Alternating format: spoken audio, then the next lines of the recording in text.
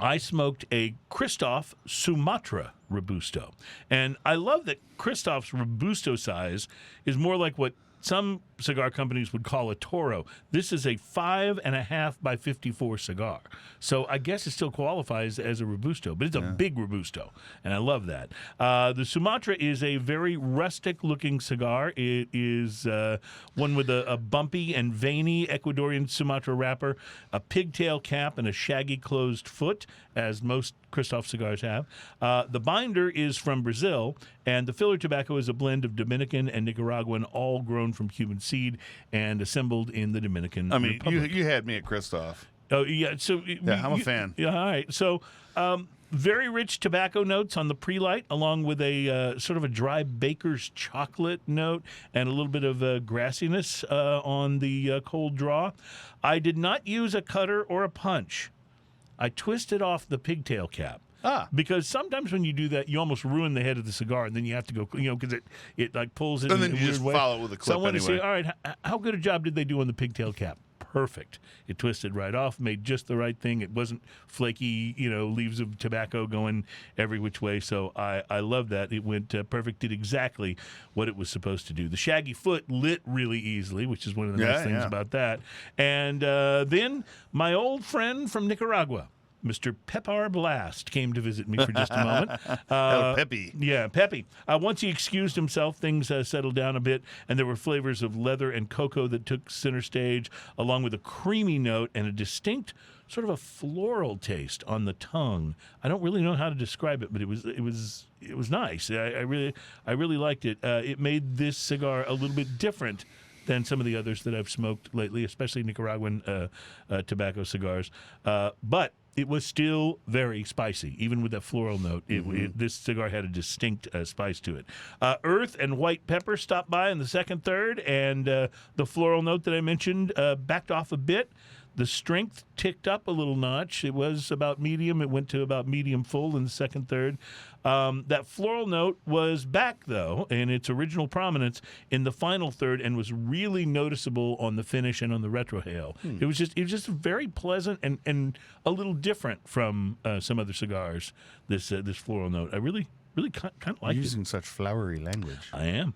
Construction was surprisingly good, given the very rugged look of the cigar. When I looked at it, I thought, okay, this is probably going to burn a little crooked. But, Kristoffs can look a little bit rustic. Yeah. And especially with the shaggy foot and the pigtail on it. They can look a little rustic. It burned like a champ. I mean, it got uneven a few times here and there, but no touch-up was needed. And so it also developed an ash that was almost 2 inches long. Nice. All right. So I was actually smoking this in the car. I was stopped. I had the top down, but I was stopped. And I was smoking this in the car, and I thought I better get a picture of this so that Adam can put it up on the show before this, because this ash is pretty big. And right as I reached for the camera, of course, the ash mistook me for Ian Barry and took a dive toward my shirt. I mean, literally, it was almost like my shirt was a magnet the ash was steel. So anyway, after stopping to clean myself off, I got back to the business of smoking, and it was still. When I make the mistake of wearing a white shirt while I'm smoking a cigar. Oh, yeah. Yeah. See, I was wearing this sort of grayish hoodie, and so it leaves a sort of a white spot, and then I had to go wash that off. But anyway, overall, the cigar reminded me of a commercial from back when I was a kid. I don't remember what the commercial was for, some kind of Italian food of some sort, but the catchphrase was, "That's a one spicy meatball." Do you remember that? I do remember that. Was Chef Boyardee? I don't know what that was for. Ragu, yeah, something. That's a one spicy meatball, which I'm sure, by the way, you couldn't do now because someone would be offended that you were making a caricature of a particular group of people. Yeah. So that's, I'm sure, why it's gone. But I remember it from when I was a kid, and there were plenty of inappropriate commercials when I was a kid. That's only one example. Yeah. Anyway, this was a spicy cigar. It was. I really enjoyed it, though. The Kristoff Sumatra, packed with flavor. It smoked well, and it left a wonderful combination of notes on the palate. It is definitely, I will say, not a cigar for beginners, because it was it was medium full, but it was so. I just think you want to be down the road a little bit in learning to smoke cigars and identify the flavors and stuff a little bit, maybe before you tackle one like this, because it was very, very complex, but very, very good.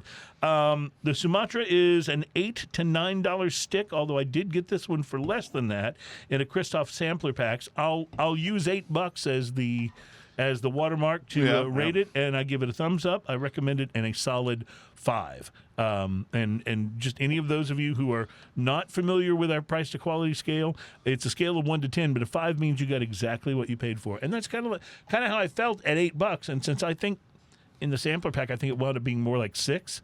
Then I felt like I got a really good deal. At that price, I'd give it like a 6.5. So. Yeah, a lot of the Kristoffs come in at the 8 to 10. They seem to be in the $8 to $10 range. Dollar range, and there's so many good ones in that range. Like, they really are.